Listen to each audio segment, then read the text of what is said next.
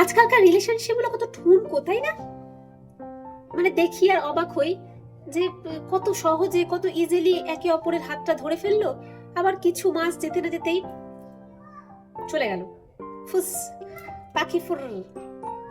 6-7 মাস যেতে না যেতেই ব্রেকআপ, যখন ইচ্ছে হলো রিলেশনশিপে চলে আসলো, যখন ইচ্ছে হলো ব্রেকআপ করে ফেললো।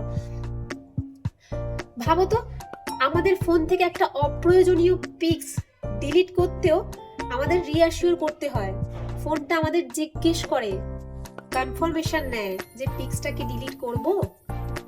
ইভেন মেশিনও কনফার্মেশন চায় একটা পিক্স ডিলিট করার আগে।